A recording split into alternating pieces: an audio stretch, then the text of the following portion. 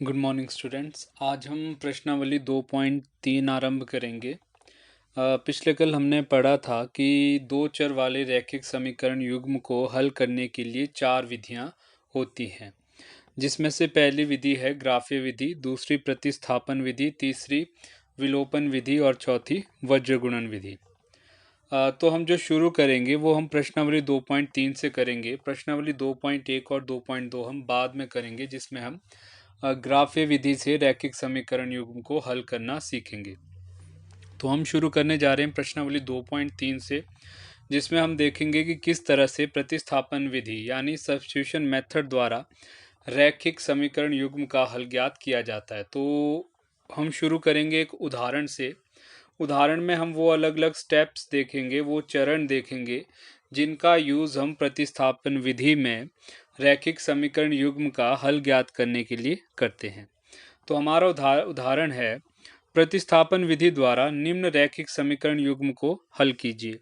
तो हमारे जो रैखिक समीकरण युग्म है वो है 7x माइनस 15y बराबर है 2, x जमा 2y बराबर है 3।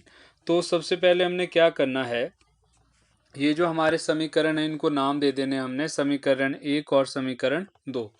उसके बाद देखिए आप, हमारा पहला चरण जो है, हम क्या करते हैं इसमें एक समीकरण लेंगे और किसी एक चर को दूसरे चर के पदों में व्यक्त करेंगे। तो हमारे पास दो समीकरण हैं, दोनों समीकरण में से हमने एक समीकरण उठाना है और एक जो चर है x या y उसको दूसरे चर के रूप में लिखना है। जैसे देखिए इधर हमने लिया समीकरण 2, समीकरण 2 है हमारा x जमा 2y बराबर है 3।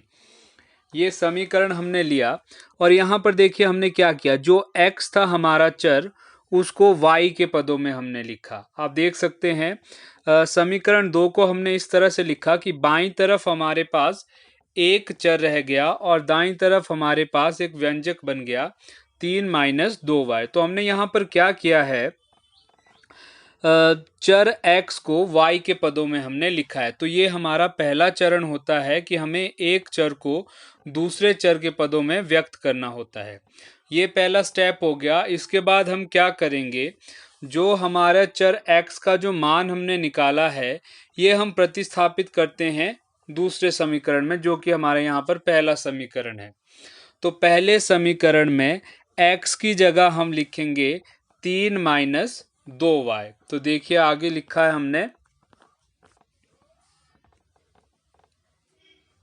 हमने देखिए पहले समीकरण में x की जगह कितना रख दिया, 3 माइनस 2y।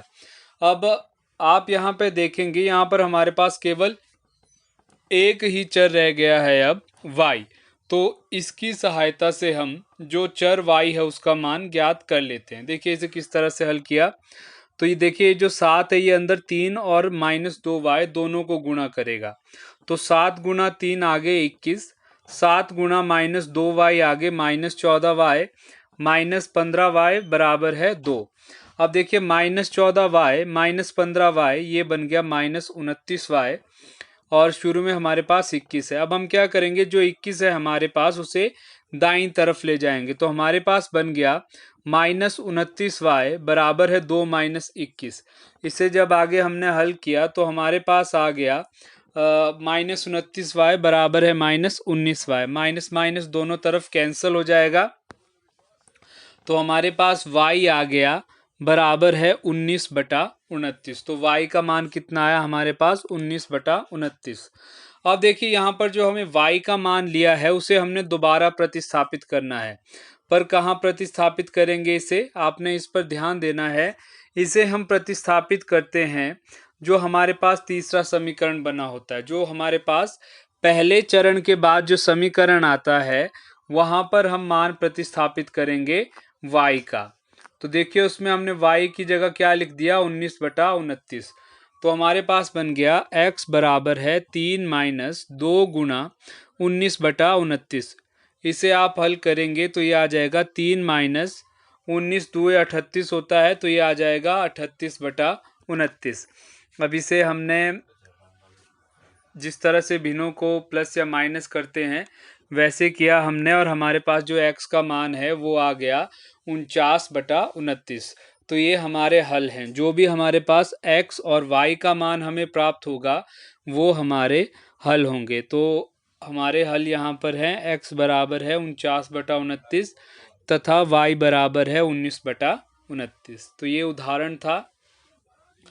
तो हमारे पास 3 चरण आते हैं। पहले एक चर को दूसरे चर के पदों में व्यक्त किया जाता है। दूसरे में जो पहले चरण में हमें चर का मान प्राप्त होता है उसे हम समीकरण में प्रतिस्थापित करते हैं, और उसके बाद जो है उसके बाद हम वहाँ से जो हमें उस चर का मान प्राप्त होता है उसे तीसरे समीकरण में हम प्रतिस्थापित करते हैं।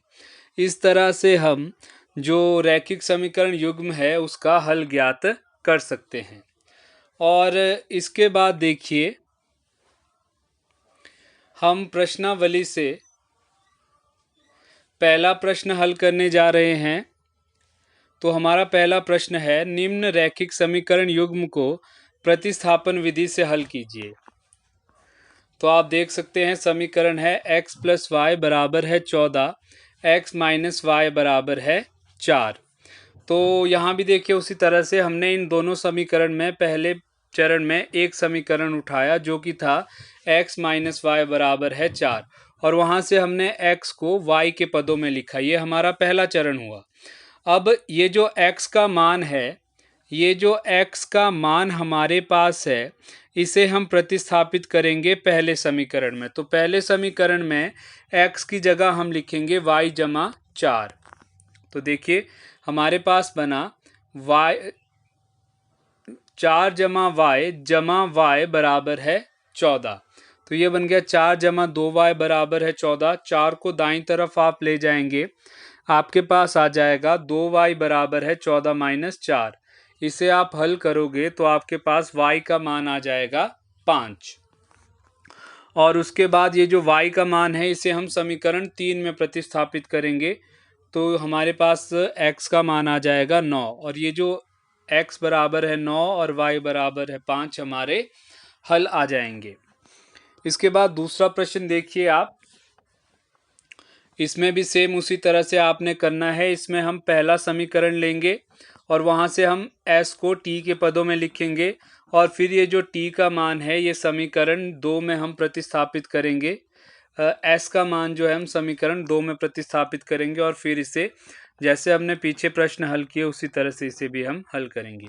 ये तीसरा भाग देखिए आप, ये थोड़ा सा अलग है। इसमें भी बाकी स्टेप्स तो आपके वैसे रहेंगे। देखिए इधर पहले हमने समीकरण 3x - y उठाया, जो पहला समीकरण है हमारा, यहाँ देख सकते हैं आप।